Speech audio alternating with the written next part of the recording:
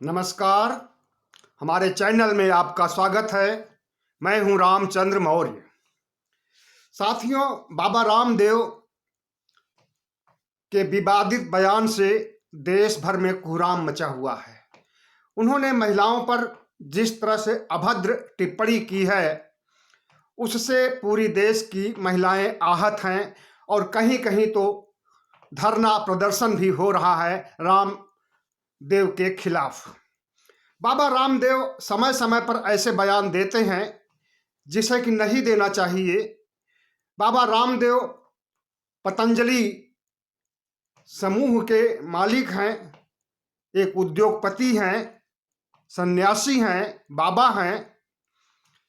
उनसे किसी वक्तव्य की उम्मीद नहीं की जा सकती कि विवादित हो जाए उनकी बोली, लेकिन वे बाज नहीं आते हैं, समय समय पर ऐसी हरकतें करते ही रहते हैं।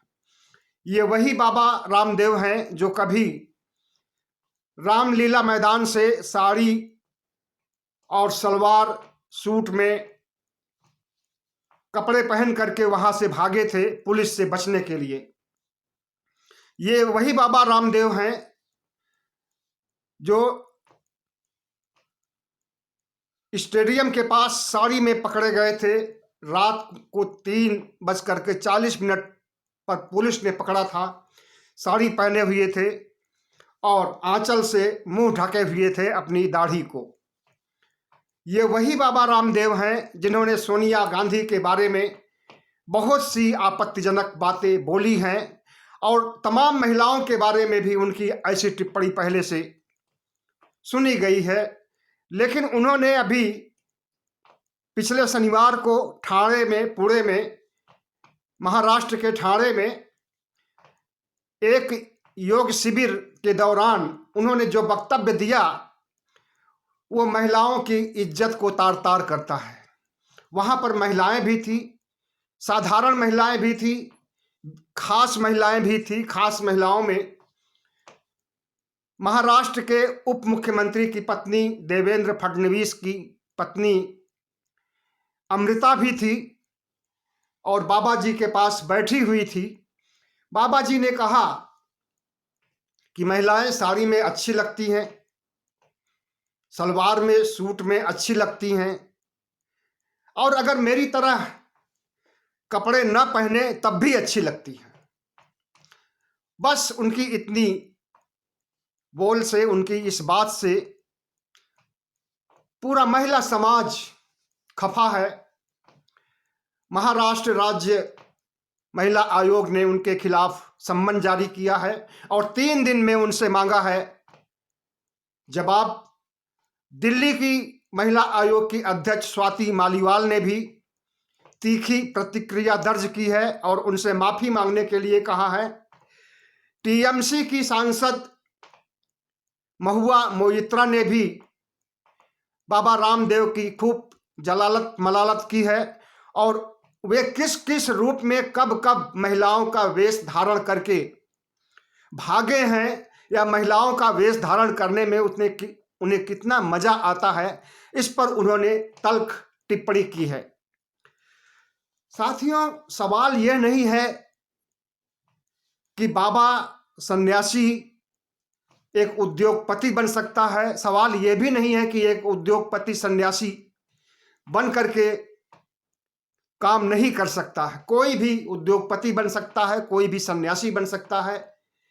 लेकिन एक प्रख्यात व्यक्ति जो सन्यासी भी है और उद्योगपति भी है, अगर वो ऐसी बात करता है जो कि महिलाओं के खिलाफ है या किसी भी समाज के खिलाफ है, कभी दलितों के खिलाफ भी इनकी आवाज आती है, मुसलमानों के खिलाफ तो अक्सर ही इनकी आवाज आती है, लेकिन जब महिलाओं के खिलाफ जब इनकी आवाज आई है और वो भी आपत्तिजनक, तो इस पर क्या कहा जा सकता है। भारतीय जनता पार्टी के नजदीक बाबा रामदेव का बचाव करने के लिए भारतीय जनता पार्टी के लोग, इनका आईटी सेल लगा हुआ है और इनका बचाव किया जा रहा है, जबकि बचाव करने के लायक इनके बयान कतई नहीं है। ठाणे में उन्होंने जिस कार्यक्रम में कहा था उसमें महिलाओं की संख्या काफ़ी थी, और उन्होंने जिस तरह से कहा कि हम तो 8-10 साल की उम्र तक नंगे ही घूमते रहते थे, और सही कहा उन्होंने। आज से करीब 50 साल पहले बच्चे कपड़े कम पहनते थे, 7-8 साल की उम्र तक नंगे ही घूमते थे। मैंने भी अपनी आंखों से देखा है। और लेकिन उस समय और आज की तुलना करना ठीक नहीं है। समय बहुत बलवान होता है और समय परिवर्तित होता रहता है। आज हम विकसित युग में पहुंच रहे हैं या पहुंचे हुए हैं, और इससे ज़्यादा विकास अभी होना बाकी है। और उन्होंने ये भी कहा कि आजकल के बच्चे तो 4-5 लेयर में कपड़े पहने नजर आते हैं। आना भी चाहिए। महिलाओं को, बच्चों को, पुरुषों को, वृद्धों को, सबको कपड़े पहनने चाहिए अपने अपने ढंग से। लेकिन उस पर इस तरह का कमेंट करना बाबा रामदेव के लिए शोभा नहीं देता है। रही बात बाबा रामदेव के बिगड़े बोल की, तो उन्होंने सोनिया गांधी को भी घेरा है कभी, और अक्सर घेरते रहते हैं। इस देश की महिलाओं का आप सम्मान नहीं कर सकते हैं, तो कम से कम उनका अपमान तो नहीं कीजिए बाबा जी। और इन्हीं बाबा जी का बचाव करने के लिए जो भारतीय जनता पार्टी के लोग या तथाकथित हिंदू संगठन के लोग इनका बीच बचाव कर रहे हैं, वो भी गलत हैं। यानी वो भी बाबा रामदेव की मानसिकता के हैं। अपनी मानसिकता बाबा रामदेव को अपने पास रखनी चाहिए। और भारतीय जनता पार्टी दूध की धुली हुई नहीं है। इसके भी बड़े नेता, इसके भी कद्दावर नेता, इसके भी शीर्ष नेता नरेंद्र मोदी ने भी सोनिया गांधी को 50 करोड़ की गर्लफ्रेंड कहा है, जर्सी गाय बोला है, और तमाम तरह की अभद्र टिप्पणियां की है अपने राजनीतिक भाषणों में नरेंद्र मोदी ने। अमित शाह ने भी महिलाओं के खिलाफ बयानबाजी की है, और उन्होंने तो मीडिया में जिस तरह की बातें कही है कि किस तरह से लोगों को ट्रोल किया जाए व्हाट्सएप यूनिवर्सिटी के जरिए, वह भी दुर्भाग्यपूर्ण है। इस तरह के विवादित बोल, वो चाहे नेता हो, चाहे सन्यासी हो, चाहे उद्योगपति हो, अगर वे भारतीय जनता पार्टी से जुड़े हुए हैं तो समझ लीजिए कि उनकी मानसिकता घिनौनी है, गंदी है।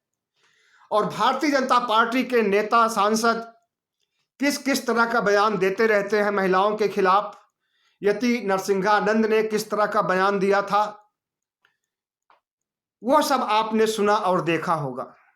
और इसी भारतीय जनता पार्टी में ऐसे भी महिला नेता हैं जो कि इस तरह के बयान को अब विरोध नहीं कर सकती हैं। अगर यही बयान कांग्रेस का कोई नेता दिया होता तो उसके खिलाफ स्मृति ईरानी खड़ी हो जाती और कहती कि सोनिया गांधी ने ये बयान दिलवाया है। लेकिन अगर बाबा रामदेव ने घिनौना बयान दिया है महिलाओं के खिलाफ, तो उस पर न तो स्मृति ईरानी के मुंह से कोई बोल निकल रहे हैं और न भारतीय जनता पार्टी की अन्य महिलाओं की तरफ से कोई बयान आ रहा है। इसकी भर्त्सना नहीं की जा रही भारतीय जनता पार्टी की महिला सांसदों के द्वारा। साध्वी प्रज्ञा, जो कि कड़वे बोल बोलने के लिए कुख्यात हैं, वे किस तरह से गांधी जी को गोली मारती हैं, गांधी जी के पुतले को गोली मारती हैं, और किस तरह से गांधी जी के पुतले से खून निकलता है, बनावटी खून निकलता है, तो उसे देख करके आह्लादित होती हैं। तो आपको मालूम होना चाहिए कि साध्वी प्रज्ञा, जो कि आतंकवाद के केस में, इनके ऊपर आतंकवाद का केस चल रहा है, मुकदमा चल रहा है, उसके बावजूद इन्हें सांसद बनाया गया।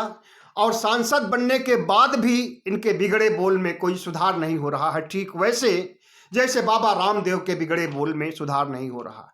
यति नरसिंहानंद किस किस तरह के बयान आए दिन देता रहता है। मुसलमानों के खिलाफ हिंदुओं के द्वारा हिंदुओं की भावनाओं को उभारने के लिए,